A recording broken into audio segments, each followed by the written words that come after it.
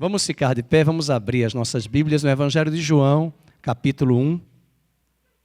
Evangelho de João, capítulo 1.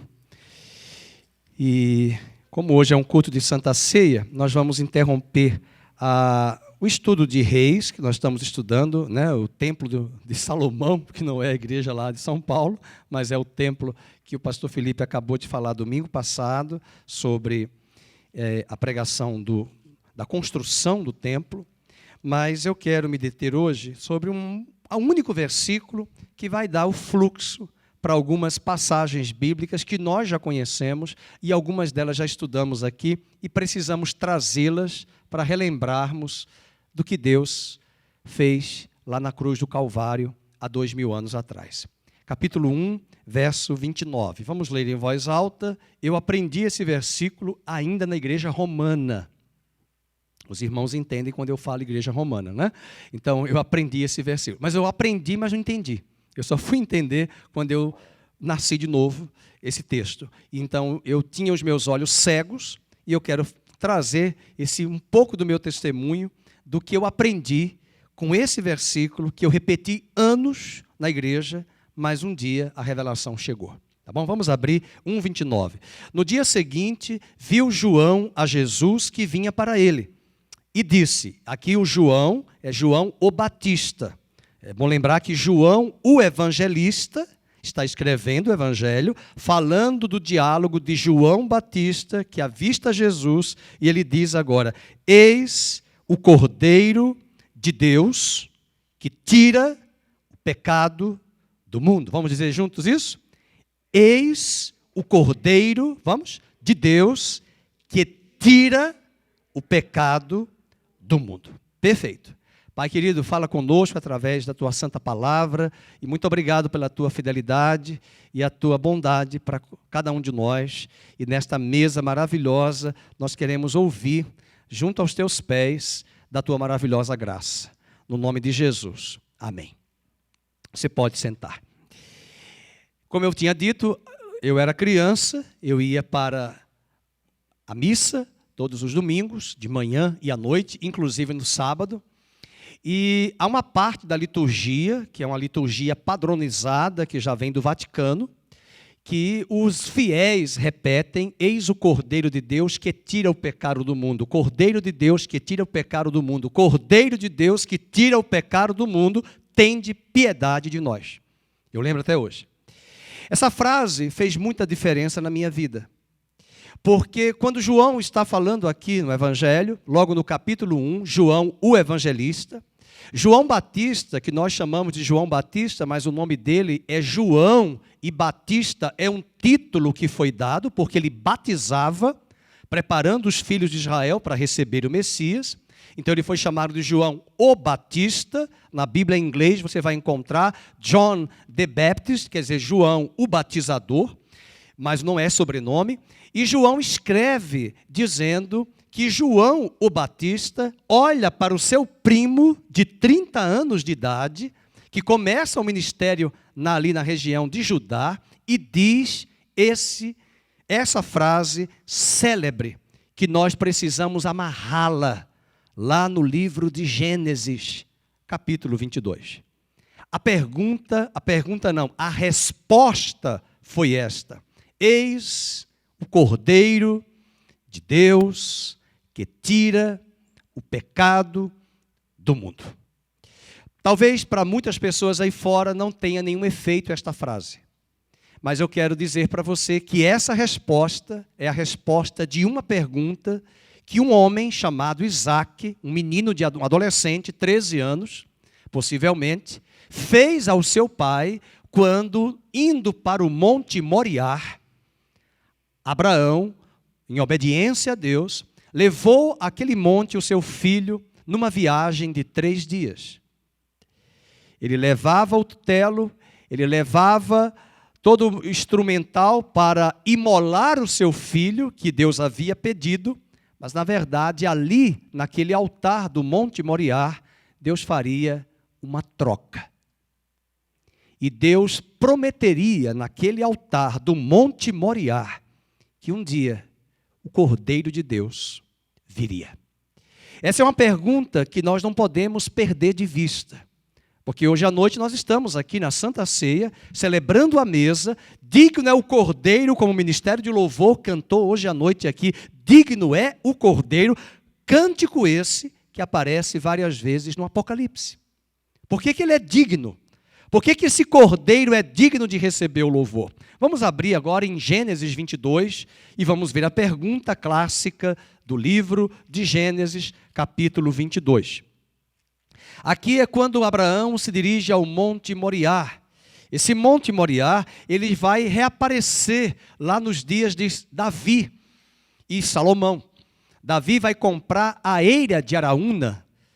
Lembram, nós assistimos aqui há 3 semanas atrás, o pastor Felipe nos falou à noite sobre a eira de Araúna que Davi compra naquela região do Monte Moriá, e depois no livro de Crônicas, no 2º livro, capítulo 3, o Monte Moriá é citado, porque 1000 anos depois que Deus viu que Abraão ofertou Isaque naquele monte, e Deus disse, pode ficar com seu filho de volta, e agora eu te juro, Abraão, que a minha aliança com você está firmada, e deveras eu te afirmo que o teu descendente virá e abençoará todas as famílias da terra.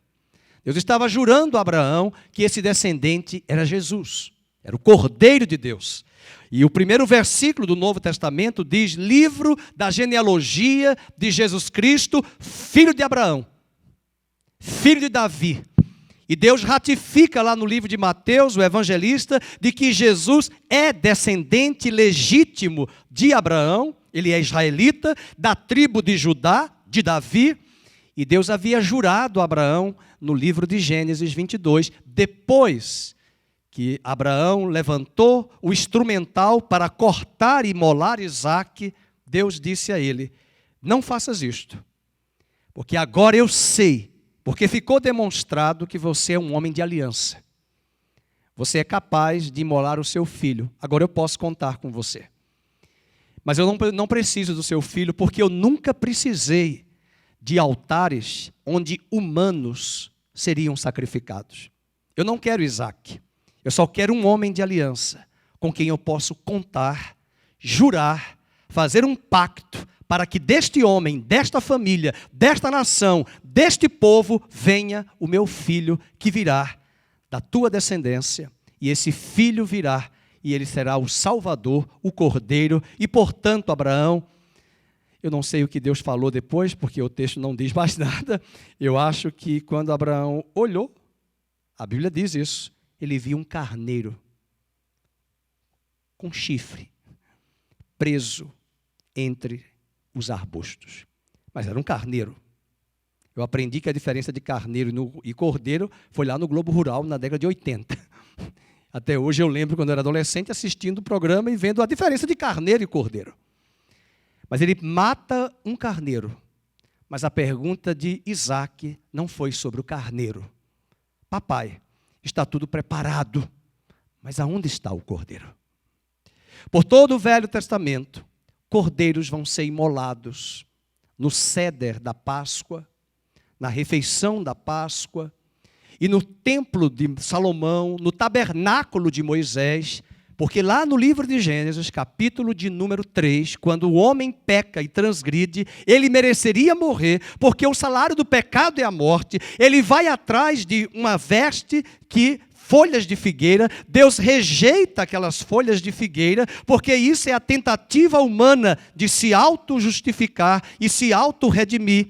E Deus tira as folhas de figueira e diz para Adão e Eva que um animal havia sido morto, Gênesis 3, 21, e da pele daquele animal, Deus cobre a nudez de Adão e Eva, mas o sangue do animal foi imolado, derramado.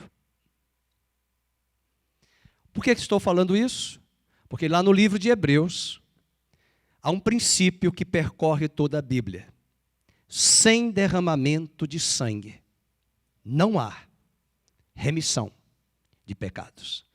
Meus queridos, eu estou pregando e olhando para os olhos de vocês, e estou ciente de que talvez 95% ou quase 100% estão entendendo o que eu estou falando. Mas as pessoas aí fora, elas não entendem e elas perguntam para mim por que no Velho Testamento tantos animais eram mortos. Eu ouvi a pregação do pastor Felipe domingo passado e eu li um texto lá do capítulo 8 e do capítulo 7 que me assusta até hoje. Conta lá no livro de Reis quantos cordeiros foram mortos. Quantos animais foram mortos? Quantos animais foram sacrificados no dia que o templo foi consagrado? E algumas pessoas me chamam em particular assim, e precisa de tudo isso? Para que esses animais? Mas, na verdade, o autor de Hebreus diz que sem derramamento de sangue não há remissão de pecados. Às vezes a igreja não valoriza isso, ela não procura entender isso, mas os filhos das trevas sabem que para fazerem pactos com as trevas, eles precisam de animais, de galinha, de bode, de novilho, de carneiro. E o que muitos não sabem é que ao levarem esses animais para esses lugares, eu conheci pessoas que receberam demônios nos corpos delas, em seus corpos, porque elas levaram animais, elas não entraram lá na hora, mas eu disse para elas a posteriori: vocês levaram os animais, vocês não entraram lá na hora da aliança, mas o animal que vocês deram substituiu você em uma aliança com o diabo. E foi sangue de novilho, foi sangue de carneiro, foi sangue de galinha. Ah, pastor, mas eu nunca entrei nesse lugar. Mas você deu o sangue, você deu o charuto, você deu a galinha, você deu o pedido. E Satanás sabe que existe um princípio que perpassa toda a Bíblia. O sangue de Jesus não apenas nos lava, mas nos cobre da ira e do juízo e do ataque das trevas. O sangue de Jesus nos cobre, nos lava, nos limpa, nos justifica e nos protege. Não é à toa que ao celebrarem a Páscoa, instaurada por Moisés, comendo o cordeiro e colocando sangue nos umbrais, até o anjo da morte foi forçado a passar por cima. Daí a palavra Passover, to pass over, passar por cima. Páscoa em inglês, porque o sangue protege, guarda. E eu quero trazer boas notícias, porque nós estamos vivendo os últimos dias. E Apocalipse diz no capítulo 12 que essa batalha cruenta do reino das trevas contra o reino do povo de Deus, o reino de Deus, nós vamos vencer pelo sangue do Cordeiro e pela palavra do seu testemunho. Vamos vencer pelo sangue. É o sangue, não é a nossa força, é o sangue de Cristo. E a pergunta de João, a resposta de João: eis o Cordeiro de Deus que tira o pecado do mundo. Veja a pergunta de Isaac no capítulo de número 22. Depois dessas coisas, versículo 1, pois Deus Abraão aprova. Se a sua Bíblia diz que Deus tentou Abraão, não é uma boa tradução. Deus não tenta, Deus prova. É possível que você tenha uma tradução aí agora, em sua casa, ou aqui pessoalmente, que Deus tentou Abraão. Está errada a tradução, Deus não tenta, Deus prova. E disse a Abraão, este lhe respondeu, eis-me aqui, toma teu filho, teu único filho, a quem amas, vai à terra de Moriá. Aleluia. Vai à terra de Moriá, marque esse texto, oferece-o ali em holocausto, sobre um dos montes que eu te mostrarei. Levantou-se, pois, Abraão de madrugada, e tendo preparado o seu jumento, tomou consigo 2 dos seus servos, e a Isaque, seu filho, rachou lenha para o holocausto, e foi para o lugar que Deus lhe havia indicado. Ao terceiro dia, erguendo Abraão os olhos, viu o lugar de longe. Então disse a seus servos, esperai aqui com o jumento, eu e o rapaz iremos até lá. E havendo adorado, ele já tinha fé até que Isaque poderia ressuscitar. Porque como é que vai imolar o rapaz? E agora ele diz, nós iremos adorá-lo e depois voltaremos. Ele não disse, eu voltarei. Voltaremos. Olha que fé. E o autor de Hebreus, lá no capítulo 11, vai dizer que Abraão tinha fé de que Deus era capaz de ressuscitar Isaque em uma época que não se falava de doutrina de ressurreição. Vocês estão vendo como a Bíblia é linda? A Bíblia é linda. Mas ele tinha fé que Deus podia ressuscitar. E diz o texto que, havendo adorado, voltaremos para junto de vós. Tomou Abraão a lenha do holocausto, colocou sobre Isaque, seu filho. Ele, porém, levava nas mãos o fogo e o cutelo, e assim caminhavam ambos juntos. E quando Isaque disse a Abraão, seu pai, meu pai, respondeu Abraão, eis-me aqui, meu filho. Perguntou-lhe Isaque, eis o fogo, pai, eis a lenha. Vamos ler juntos. Mas aonde está o cordeiro para o holocausto? Aonde está o cordeiro? E se você pegar no mesmo capítulo, no verso 8, ele dá a resposta, ele conjuga o verbo no futuro do presente, ele não disse, Deus já proveu, Deus já trouxe o animal, o cordeiro, não, Deus proverá. Até ouvimos agora a canção do Cláudio Claro, né? Yahvé, Jirê, meu Deus proverá, meu Deus provedor. Ele diz, Deus proverá, proverá onde? Posso falar com vocês? 2000 anos depois dessa fala de Abraão, Jesus, o Nazareno, com 33 anos, se apresenta diante de Pilatos. Sua mulher havia tido um sonho naquela noite e disse para o seu marido, não toque neste homem, porque este homem é inocente, ele não tem culpa, dolo algum. Naquela noite, uma semana antes, Jesus havia entrado em Jerusalém pela porta das ovelhas. Naquela semana, era a semana que precedia a Páscoa, e os levitas no templo precisavam examinar os cordeiros. Concomitante ao exame, ao escrutínio dos sacerdotes, dos levitas, examinando as ovelhas, porque devemos lembrar que no Velho Testamento, a Olga, o Roberto, a Rose, não poderiam trazer qualquer ovelha, não poderia ser cega, não poderia ter uma pata quebrada, não poderia ter manchas no corpo, ela tinha que ser sem defeito. E os sacerdotes, antes da Páscoa, examinavam ovelha após ovelha. E concomitante, Jesus, o Cordeiro de Deus, foi examinado pelo Sinédrio, foi examinado por Pilatos, foi examinado por Herodes, foi examinado pela população. A mulher de Pilatos deu a sentença, este homem não tem culpa alguma. O Cordeiro estava qualificado, o Cordeiro estava apto. Ele mesmo havia dito dias antes, quem de vós me acusa de pecado?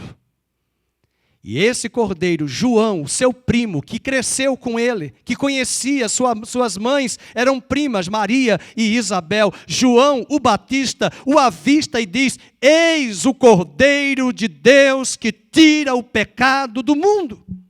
Que maravilha! Essa é a resposta, queridos. Essa é a resposta que nós vamos encontrar lá no livro de João, de uma pergunta, mas vejamos, quem foi que ele matou? Um cordeiro ou um carneiro? Vamos ver. No versículo de número 9, chegaram ao altar, ao lugar que Deus já havia designado, e ali edificou Abraão um altar sobre ele, dispôs a lenha, amarrou Isaque, seu filho, e o deitou no altar em cima da lenha, e estendendo a mão, tomou o cutelo para imolar o seu filho. Aleluia, mas do céu lhe bradou o anjo do Senhor, e a sua Bíblia deve ter o A maiúsculo. É porque esse anjo não é qualquer anjo. Na teologia nós chamamos isso de teofania. O anjo do Senhor foi o próprio Deus que se levantou e bradou.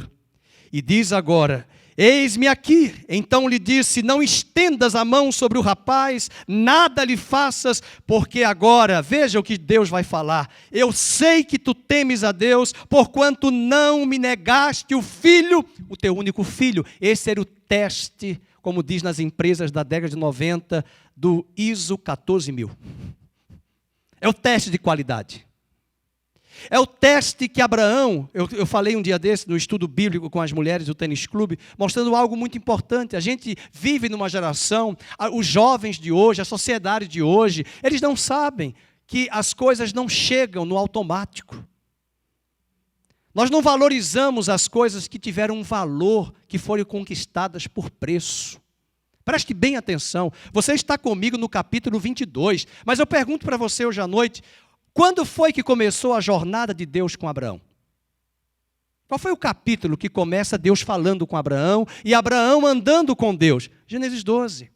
Então vai raciocinando comigo. Gênesis 12, Deus chama, sai da tua terra, sai da tua parentela, vai para uma terra que eu vou te mostrar. Gênesis 13, Deus confirma a aliança. Abraão tem uma crise existencial, econômica, financeira. Ele vai lá descer para o Egito, desce para o Egito, se arrebenta, volta de novo, volta para a terra. No 14, ele enfrenta uma guerra, uma batalha, 5 reis contra 4 reis. E lá no capítulo 14, Melquisedeque aparece para ele. Ele se cansa, vai buscar Ló, seu sobrinho, que cá entre nós, nem deveria ter levado. Levou no pacote, na mala, deu problema, e aí ele é sequestrado, ele vai atrás de Ló, aí captura Ló, no meio da guerra, voltando cansado. Melquisedeque se apresenta a Abraão.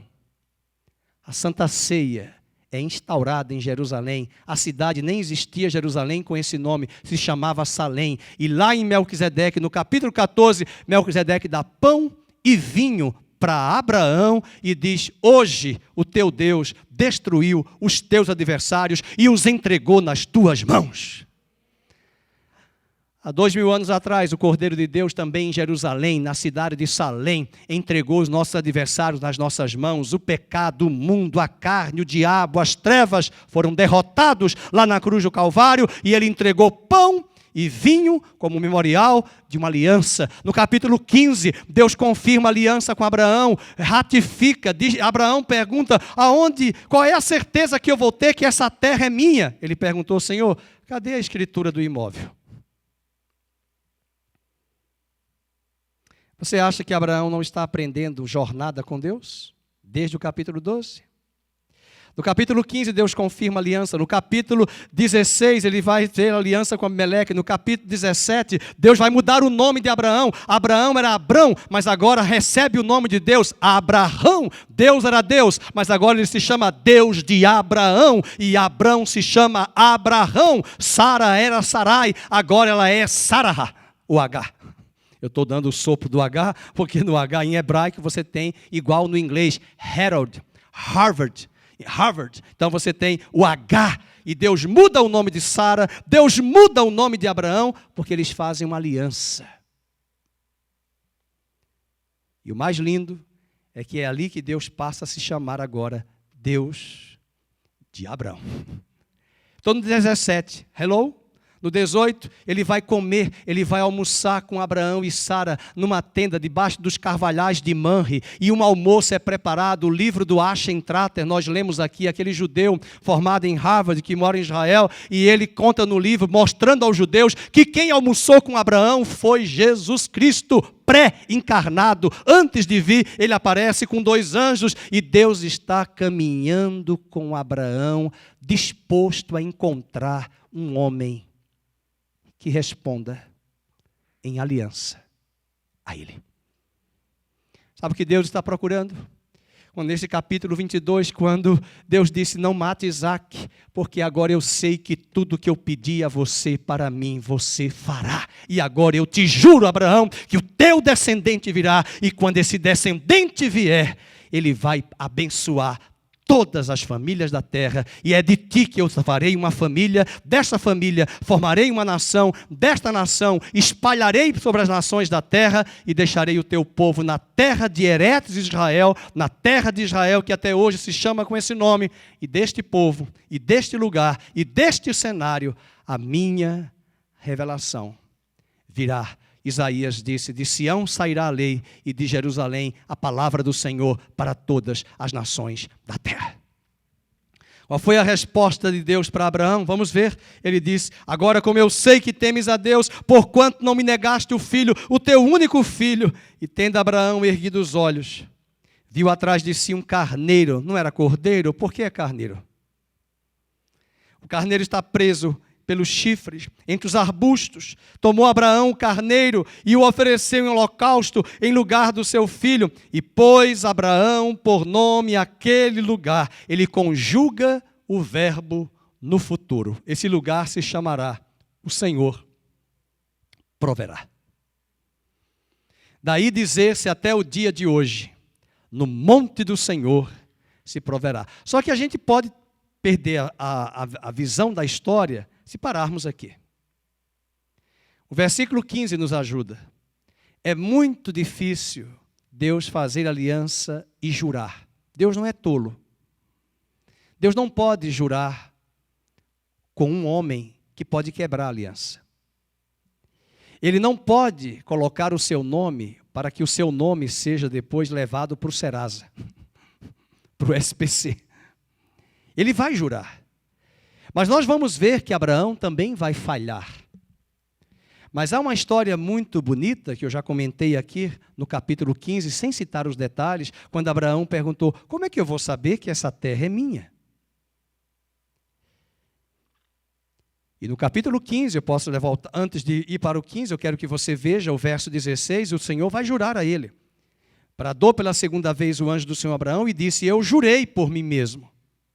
Diz o Senhor, porquanto fizeste isso, e não me negaste o teu único filho, deveras te abençoarei, certamente multiplicarei a tua descendência como as estrelas dos céus e como a areia na praia do mar, a tua descendência possuirá a cidade dos seus inimigos, e nela, que é Cristo, serão benditas todas as nações da terra. Talvez a passagem que mais me encanta, porque nós estamos aqui na mesa do Senhor, e nós sabemos que lá na cruz, há 2000 anos atrás, Jesus tomou o lugar da Terezinha e do Nelson. Tomou o lugar do Eduardo. Vocês não podiam fazer uma aliança com Cristo, porque vocês e eu somos pecadores. Deus não poderia fazer uma aliança com Abraão e Abraão ser a outra parte da aliança e depois ele quebrar a aliança. A aliança abraâmica é uma aliança que permanece até hoje, ela deságua na aliança eterna. Mas que lindo é ver o capítulo 15 de Gênesis. Vamos ver Gênesis 15 rapidamente, porque eu quero voltar para o Cordeiro. Abraão pergunta para Deus como é que ele vai ser herdeiro desta terra se ele não tem descendente. Versículo de número 2, respondeu Abraão, Senhor, que me haverás de dar se continuo sem filhos e o herdeiro da minha casa é o Damasceno Eliezer? Deus vai dizer para ele, versículo 4, não será esse o teu herdeiro, mas aquele que será gerado de ti será o teu herdeiro. Abraão apenas creu. Verso 6, esta é a frase que aparece em Romanos, esta é a frase que aparece em Gálatas. Os jovens que estão estudando Gálatas com o pastor Felipe, ele creu e foi imputado para a justiça. Depois você leia Gálatas, depois você leia Romanos. São as cartas mais importantes para a narrativa do Evangelho, o que é o Evangelho. E o primeiro que creu foi Abraão. Você sabe quem foi que pregou para Abraão o Evangelho? Deus. Deus se revelou a Abraão. Deus se revelou a Abraão. Ele creu. Ele pergunta, como é que eu vou ser herdeiro? Eu não tenho um filho. Deus diz, fique tranquilo, eu vou fazer. O querer e o efetuar. Diz a Bíblia que ele creu, lhe foi imputado para a justiça, ou seja, Deus atribuiu a Abraão que agora ele é justo. Mesmo ele sendo pecador, Deus aplica a sua justiça. Só que agora, ele diz no verso 7, eu sou o Senhor que tirei do Ur. E aí Abraão pergunta, né? E eu não sei se Deus viesse hoje, quantas perguntas nós faríamos a ele. Que pergunta você faria para Deus na presença dele? Que pergunta? Deus perguntou a Salomão, o que é que tu queres? Ele disse, eu quero sabedoria. Eu não sei o que muitos de nós pediríamos. Mas Abraão disse, Senhor, como é que eu saberei que eu vou possuir essa terra? E eu fico encantado com a resposta. Você não pode se assustar com a resposta. Eu fico muito triste, porque eu não estou pregando isso aqui apenas para você. Eu converso com pessoas aí fora. Assim como eu também era ignorante, há muitos que não desconhecem essa leitura tão linda que vamos ler. Deus vai pedir alguns animais. Esses animais que Abraão vai providenciar para fazer o pacto, a aliança, é bom lembrar que nesses animais nós vamos encontrar cordeiro. Veja a resposta. Abraão, toma-me uma novilha, uma cabra, um cordeiro, cada qual de 3 anos, uma rola, um pombinho. E ele, tomando todos estes animais, partiu-os pelo meio e lhes pôs em ordem as metades. Por que metades? Por que metades? A metade é uma aliança, as 2 metades. Eu quero perguntar a você que é casado, não precisa levantar a mão. Quem aqui que se casou e cortou o bolo? Por que o fotógrafo pediu para você cortar o bolo? É um ritual de aliança. São as 2 partes. Se eu vivesse na época com o Lucas, lá nos dias de Abraão, e eu fosse fazer um pacto com ele, nós tínhamos que trazer animais, Lucas. E diante de algumas testemunhas, os animais seriam imolados e as metades ficariam as partes reservadas, uma parte para você e uma para mim. O sangue estaria ali. E eu diria em aliança com você, se você quebrar a aliança, você vai morrer. Se eu quebrar a aliança, eu vou morrer.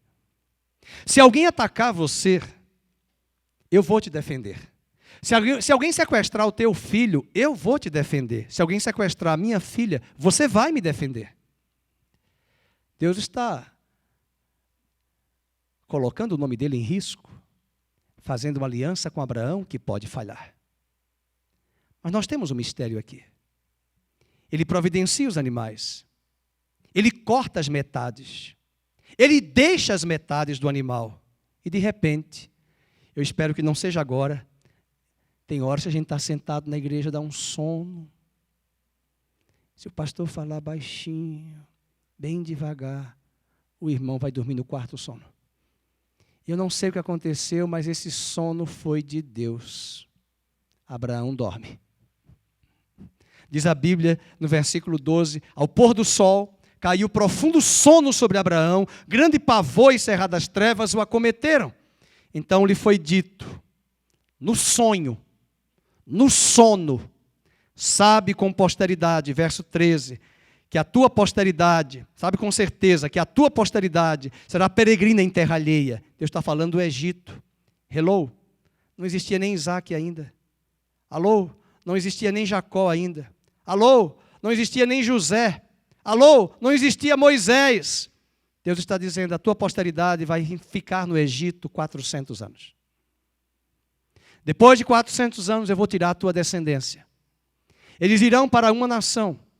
E tudo isso está acontecendo no sonho. Deus está falando do mistério de algo que vai acontecer com a descendência de Abraão. E ele diz, será reduzida à escravidão. Será afligida por 400 anos, mas eu julgarei a gente a que tem de sujeitar-se. Isso vai acontecer lá no livro de Êxodo, na hora que eles saem, que Faraó, furioso, depois de ter perdido o seu primogênito na morte da última praga. E diz o versículo agora 16, na 4ª geração tornarão para aqui, porque ainda não se encheu a medida da iniquidade dos amorreus. Versículo 15, tu irás para os teus pais em paz, tu serás sepultado em ditosa velhice. E de repente no verso 17 é o melhor. Vamos lembrar da aliança, eu falei de mim e de Lucas. As 2 metades representam a mim e a minha vida e o Lucas. Entretanto, aqui representam as 2 metades de Abraão e Deus. Mas Deus vai fazer uma aliança com Abraão, ele vai jurar a Abraão, mas Abraão é falho, Abraão vem a transgredir, mas Abraão dormiu. Quando ele acorda, ele vê Deus Pai e Deus Filho tomando o lugar de Abraão, para mostrar que na nova aliança, Deus Filho tomaria o lugar do Lucas, tomaria o lugar do Fernando e morreria na cruz por todos nós. Pelos eleitos. E diz o capítulo 15, agora, acompanhem comigo, versículo 17, e sucedeu que posto o sol, houve densas trevas, ele acorda do sono. E o que é que ele vê? Vamos ler? Um fogareiro fumegante. Deixa eu fazer uma pergunta. Pare aí. Quem é o fogareiro? Qual foi a experiência que Moisés teve quando ele viu Deus falando com ele na sarça ardente? Fogo. Mas o que chamou a atenção de Moisés? Que o fogo não queimava a sarça, não destruía a sarça. Mas Deus estava ali se revelando a ele na sarça ardente. Deixa eu fazer uma outra pergunta. Como foi que Deus guiou Israel no deserto quando saíram do Egito durante a noite? Temperatura de 50 graus, nós pegamos no Egito, 50 graus. De noite, a temperatura cai, às vezes, para 10 graus. Tem que ter coluna de fogo, guiando eles no deserto, aquecendo, iluminando, porque é um deserto imenso. Pega o deserto ali do norte da África, naquele cinturão, onde tem ali o deserto do Saara. Como é que você atravessa aquilo ali? Apenas areia, de noite. Onde é que vai ter fim? Nunca. São quilômetros e quilômetros. Pois bem, ele vê o fogareiro fumegante, que é Deus Pai, e ele vê agora no versículo 17, vamos ler juntos, uma tocha de fogo. O salmista no Salmo 119 diz, lâmpada para os meus pés é a tua palavra e luz para o meu caminho. A lâmpada para os nossos pés é a tua palavra, sim, porque a lâmpada é Jesus, a palavra de Deus, a tocha, o fogo, a tocha de fogo que passou, leiam comigo 17, entre aqueles pedaços. A aliança está feita, irmãos. A aliança está ratificada. Abraão, enquanto dormia, Abraão, enquanto descansava, Deus providenciou o Cordeiro de Deus para estar junto com Deus Pai, ratificando a aliança, e o Deus Filho substituiu Abraão. Porque na nova aliança, Deus Filho viria em carne e tomaria o meu lugar e o seu lugar para a aliança ser selada e jamais quebrada. Você entendeu o mistério? Você entendeu esse tesouro? E aí ele diz, vamos ler juntos? E depois que Deus fez isso, depois que ele passeou entre as metades, vamos ler em voz alta o verso 18, e naquele mesmo dia, fez o Senhor aliança com Abraão, dizendo, a tua descendência dei esta terra, desde o rio do Egito até o grande rio Eufrates. Depois do pacto, ele confirma a aliança. E agora no capítulo 22, né? Tudo isso é a história de Deus com Abraão, de Abraão com Deus, e no capítulo 22 é essa beleza que nós encontramos aqui, de que Deus jura a Abraão e diz, agora eu posso contar com você. De ti eu trarei um descendente que abençoará todas as nações da terra. Existe um mistério de Deus, e eu acho que até por conta disso que os homens criaram essa tendência de ficar muito preocupado com a virada de cada milênio. Há um livro, uma coleção de história da USP que eu li na época, de que sobre algumas passagens da humanidade, principalmente pelo milênio, virada. Nós enfrentamos aqui no ano de 99 o bug do milênio, aquele medo dos 2 dígitos, né, por conta dos 2 zeros, quando as máquinas, os computadores seriam alterados porque entraríamos no século 21. Mas quem nunca ouviu aquele adágio popular, 1000 chegarás, 2000 não passarás? Estão lembrados? Eu era criança, eu disse, ai meu Deus, vai chegar no ano 2000, como é que a gente vai chegar? Vai passar na década de 70, quando eu nasci. Então, a humanidade sempre teve isso. Agora, veja que mistério. Há 4.000 anos atrás, 4.000 anos, Deus mandou Abraão ir ao Monte Moriá. 1000 anos depois, ou seja, 3.000 anos atrás, Davi comprou a eira de Araúna, no Monte Moriá. Assim que Davi morreu, Salomão construiu o templo no mesmo lugar que Abraão havia visitado no Monte Moriá, que Davi havia comprado. E agora vamos abrir nossas Bíblias em 2 Crônicas, capítulo 3. Pastor Felipe já nos falou sobre isso, mas eu quero lembrar, porque foi neste templo de Jerusalém que Babilônia destruiu no ano 586, que Zorobabel e Esdras reconstruíram. E Herodes ampliou. Nesse mesmo lugar, 1000 anos depois que Abraão estava no monte, Davi compra, Salomão constrói o templo. E 1000 anos depois que Davi e Salomão constrói o templo, 1000 anos depois, Jesus entra no templo. Ele passeia no templo.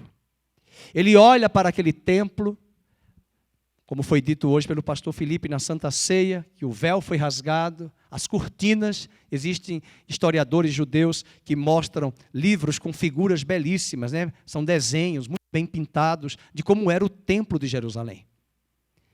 Jesus passeia naquele templo, em Jerusalém, e diz, em João 2, 19 e 20, destruirei esse templo, e depois de 3 dias, levantarei esse templo.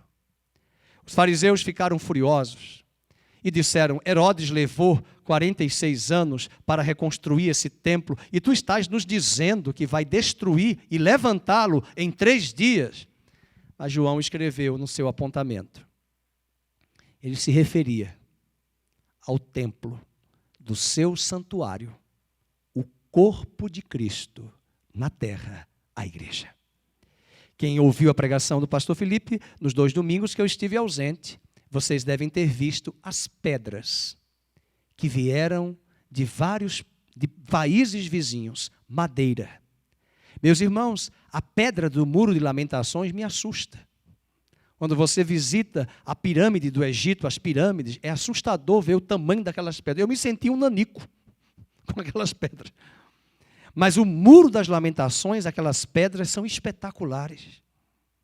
Diz a Bíblia no livro de Crônicas, no tempo de Salomão, que as pedras chegavam em Jerusalém, olha que lindo, elas chegavam já trabalhadas, lapidadas, no formato idôneo para todas as pedras, o mesmo padrão, e tem uma ferramenta em Crônicas e em Reis que afirma da mesma forma, nos 2 textos, não se ouvia som de martelo nas pedras em Jerusalém.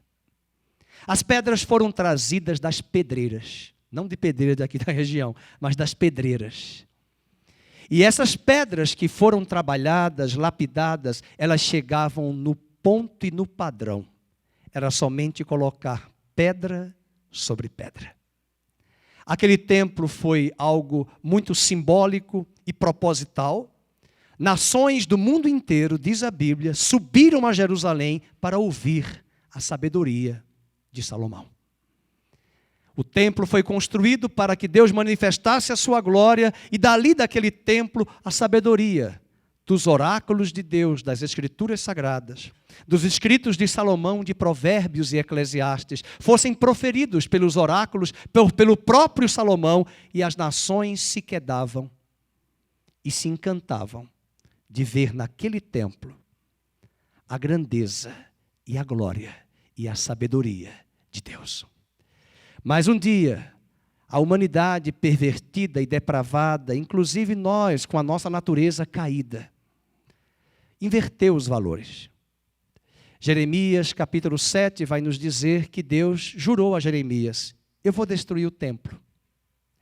Eu não quero mais esse templo. Parem de dizer templo do Senhor, porque eu vou destruir esse templo.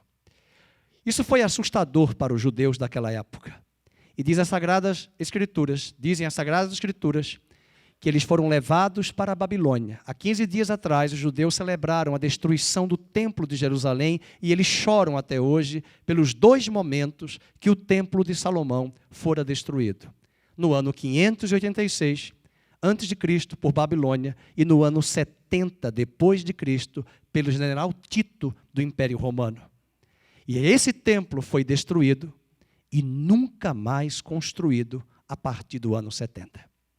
Visitar Jerusalém hoje, nos arredores do Muro das Lamentações, nós vamos encontrar os móveis do tabernáculo, do templo, já preparados. O candelabro de ouro maciço já está protegido. Eu não sei se aquele vidro é contra a prova de bala, porque eu falei, meu Deus, nós tiramos foto, mas é um candelabro de ouro maciço. É lógico que o bairro é judaico, mas mesmo assim é protegido com prova de bala, e até eu acho de míssil, porque está protegido ali de uma boa vidraça. Ele tem os móveis, mas os judeus se esqueceram das profecias de Oséias. Oséias disse que viriam dias em que Israel ficaria sem templo, sem sacerdócio, sem éfode, vestimenta sacerdotal, haveria um hiato. E eles não teriam mais o templo. Roma destrói o templo, mas Jesus instaurou um novo tempo para um novo templo. E esse templo é a igreja de Cristo. E assim como nos dias de Salomão, as pedras foram trazidas de nações estrangeiras, eu quero lembrar a igreja que a igreja é formada de pedras vivas, extraídas das pedreiras de todas as nações da terra. E Pedro, o apóstolo, e era um judeu muito simples, não era o grande apóstolo Paulo. O apóstolo Pedro vai dizer na sua epístola que eu e você, capítulo 2, versos 5 e 9 da sua carta, da sua primeira epístola, que nós somos as pedras vivas edificadas. E são essas pedras, esse lugar, esse templo que não é mais em Jerusalém, não é mais no Monte Gerizim, que Jesus falou à mulher samaritana, já chegou em que Deus será adorado em espírito e em verdade. E quando estas pedras se reúnem, não importa o lugar geográfico, elas celebram o Cordeiro de Deus, que um dia compareceu no templo em Jerusalém, como ovelha muda para o matadouro. Veja, por exemplo, segundo livro de Crônicas, vamos abrir e finalizar com ele, no capítulo de Crônicas 3, segundo Crônicas 3, o autor que possivelmente tenha sido Esdras, o escriba que escreveu, o autor desse livro, capítulo 3, segundo livro de Crônicas, que nós já estudamos aqui, mas eu quero relembrar nesta Santa Ceia, versículo 1. Começou Salomão a edificar a casa do Senhor em Jerusalém. Aonde, igreja? Aonde, igreja? No Monte Moriá, onde o Senhor aparecera a Davi, seu lugar. E é bom lembrar que ele apareceu a Davi 1000 anos depois que ele apareceu a Abraão, no mesmo lugar. E 1000 anos após Davi, o Cordeiro entra no mesmo lugar. Meus queridos, eu finalizaria com uma palavra muito importante. Desde a minha conversão, eu sempre me apaixonei pela soberania de Deus. Quando você olhar para o Muro das Lamentações, ontem eu fiz uma postagem no meu Instagram sobre o muro, é algo que me chama a atenção, sem nenhuma religiosidade, porque Deus não está mais preso ali. Por que se chama Lamentações? Porque eles lamentam não terem mais o templo. As mulheres não têm o privilégio que nós homens temos de entrar na lateral, porque ali funciona uma sinagoga. E das 2 vezes que eu entrei naquele lugar, dá uma tristeza, porque eles estão de preto, cantando o livro de Salmos de Davi, chorando e desejando o templo. E é muito interessante, eu não sei, além dos meus traços, né, étnicos e físicos que eu tenho, parece que eu sou mais um indiano pelo meu traço, né? Eles ficam olhando para as pessoas que são gentias. Eles olham assim para você, como quem diz que nós não somos nada. E olham porque nós estamos de calça jeans e eles estão de luto, de preto, da cabeça aos pés. E da última viagem que fizemos, eu olhei pelos olhinhos deles, de cada um, e ficamos ali mais ou menos uma meia hora, eu e o Jeff, esposo da Silvana, e eles olhavam, e eu olhava, e eu orava em português, eles não entendiam nada, orando para que Deus remova o véu de sobre os seus olhos. O que eles não sabem, que só Deus pode revelar a eles, é que o templo novo se chama a Igreja do Deus Vivo. Mas olha que interessante, em novembro de 1947, a nação de Israel ressuscitou e no dia 14 de maio de 1948 surgia o Estado de Israel. Cumpriu-se a profecia de Isaías, capítulo 65, quando diz, poder-se-ia fazer uma nação em um só dia? E Deus responde, sim, eu farei uma nação surgir em um só dia. A nação se levanta, mas Jerusalém pertence ao mandato britânico. Jerusalém é uma cidade até hoje ela não é mais a capital de Israel, porque a dona ONU mudou. É até perigoso falar dona ONU, porque daqui a pouco pode bloquear, mas não vai não, em nome de Jesus. Que hoje em dia tudo está derrubando e caindo e bloqueando. Não podemos falar nada.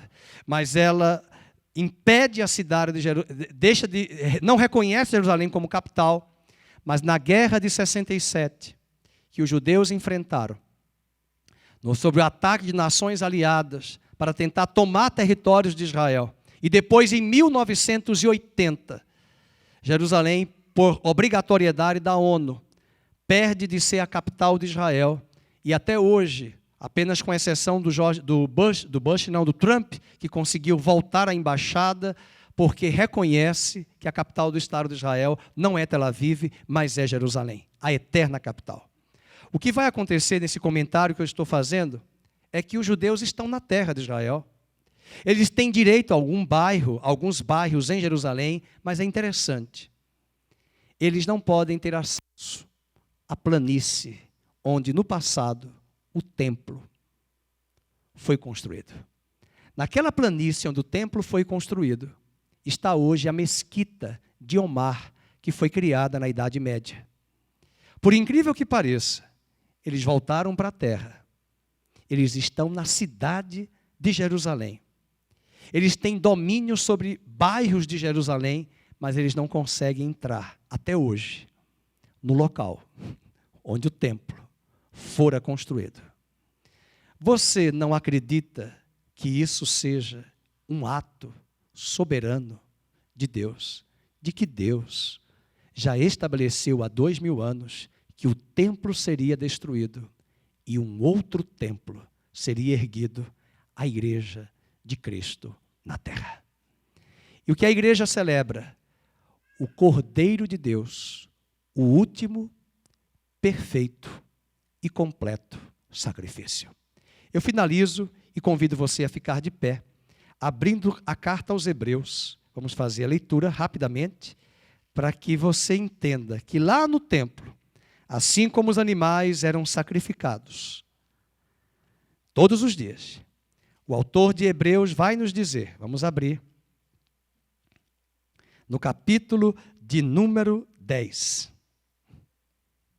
O autor de Hebreus diz no versículo de número 1. Ora visto que a lei tem sombra dos bens vindouros, não a imagem real das coisas, nunca jamais pode tornar perfeitos os ofertantes com os mesmos sacrifícios que ano após ano, perpetuamente eles oferecem cordeiros aonde? No templo. De outra sorte não teriam cessado de ser oferecidos. Porquanto os que prestam culto, tendo sido purificados uma vez por todas, não mais teriam consciência de pecados. Entretanto, nesses sacrifícios faz-se recordação de pecados todos os anos, porque é impossível que o sangue de touros e de bodes, leiam, remova pecados. Mas no versículo 12 ele dá a resposta para nós. Jesus, porém, tendo oferecido para sempre, aleluia, um único sacrifício pelos pecados, assentou-se à destra de Deus. Verso 14. Porque, juntos, com uma única oferta, aperfeiçoou para sempre quantos estão sendo santificados. Ele foi a oferta, o ofertante, o altar. E o autor de Hebreus diz que é o último perfeito e completo sacrifício. No templo de Salomão, todos os anos, cordeiros eram imolados. No templo do Deus vivo, a igreja, ela se reúne, as pedras vivas, e quando elas se reúnem, elas celebram, dizendo, digno é o Cordeiro de Deus, que com o seu sangue, único e perfeito sacrifício, comprou para Deus homens e mulheres de todos os povos, tribos, etnias e nações. Esse é o cântico que vamos cantar por toda a eternidade. Digno é o Cordeiro. O ministério de louvor vai chegar, vamos cantar rapidamente. Digno é o Senhor, digno é o Senhor. Vamos encerrar. E a Gisele vai nos ajudar, ministério. Rapidamente, vamos pegar o corinho digno.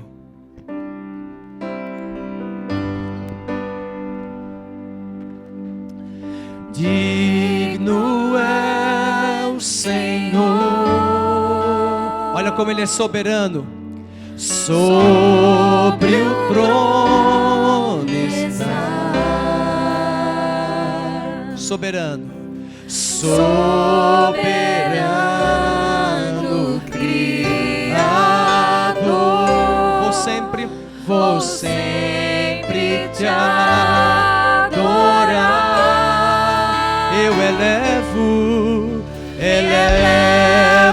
minhas mãos ao Cristo que venceu, ao Cristo que venceu. Cordeiro de Deus, Cordeiro de Deus, morreu por mim, mas ressuscitou,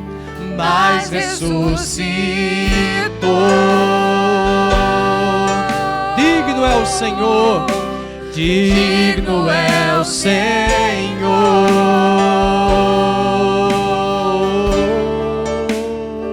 Vamos orar. Pai, nós te louvamos ao som desta melodia por tão grande salvação. Muito obrigado pelo Cordeiro de Deus, muito obrigado por esta revelação progressiva nas Sagradas Escrituras no Velho Testamento, apontando para o perfeito sacrifício. Digno é o Cordeiro de Deus. Estamos aqui redimidos, lavados, santificados, mas há uma multidão aí fora que o Senhor haverá de conquistar. Atraí-los com o teu amor e magnetismo divino, totalizando o teu povo, a tua nação santa, o teu povo eleito, a tua propriedade exclusiva. Não mais em Jerusalém, não mais em Gerizim, no monte onde os samaritanos adoravam, mas em todas as nações da terra haverá uma descendência incontável, como a areia do mar, como as estrelas dos céus, porque o Senhor jurou a Abraão que o teu descendente viria e abençoaria. Estamos aqui agradecendo por tão grande salvação. Que o nosso coração seja mais fervoroso, decidido a amar ao Senhor e caminhar com o Senhor, assim como Abraão caminhou contigo nessa grande jornada de fé. Fortalece-nos e leva-nos na tua doce presença para os nossos lares, e que o amor de Deus, a doce consolação do Espírito Santo e a graça maravilhosa de Cristo Jesus permaneçam sobre todos, hoje e sempre, no nome de Jesus. Amém e amém.